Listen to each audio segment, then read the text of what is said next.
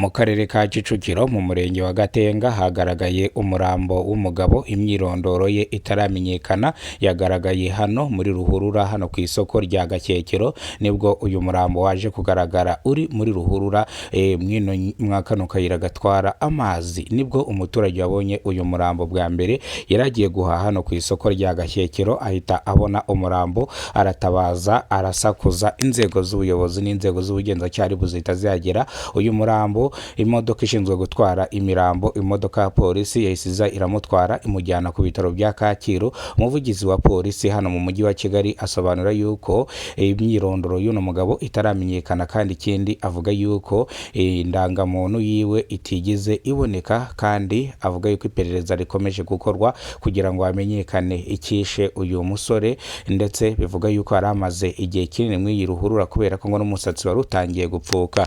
Abaturage babonye bino umva uburyo ki babwiye itangazamakuru. Hora biba ntago ari ubwa mbere haguyemo ndumva abaye nk'umupfu wa kane cyangwa wa gatanu.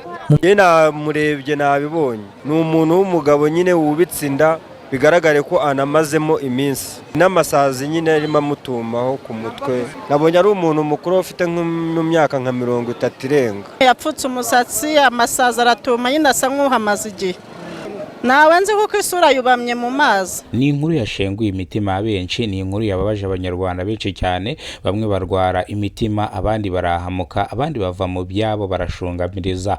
Bamwe bavuga yuko iyi ruhurura iherereye ku isoko rya Gakekero imaze gupfiramo abantu benshi. Uyu ni umuntu wa gatanu upfiriye mw'iyi ruhurura ya Gakekero, ni mu murenge wa Gatenga ni mu karere ka Kicukiro. Bavuga yuko hano akenshi abantu bakunze kuhapfira cyangwa bakabicira ahandi bakabazana bakabajugunya mw'iyi ruhurura. Abaturage rero barasaba inzego z'ubuyobozi ko impande y'iyi ruhurura bahashyira urwego rw'ubuyobozi niyo rwaba urwego rw'abadaso cyangwa urwego rw'abanyerondo bakajya bacunga umutekano kugira ngo barebe nimba n'abantu bahapfira mw'iyi ruhurura. Bityo umuryango wa nyakwigendera uri mu gahinda n'amarira. Magingo aya ngaya umurambo wa nyakwigendera wajyanywe ku bitaro bya Kacyiru gukorerwa isuzuma kugira ngo hamenyekane icyamwishe nyakuri.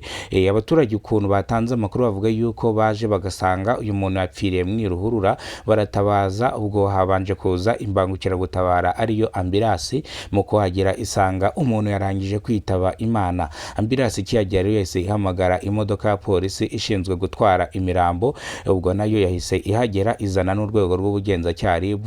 Urwego rw'ubugenzacyaha RIB rurasigara, hahita haza indi modoka ya RIB iri buze gutwara abagenzacyaha RIB.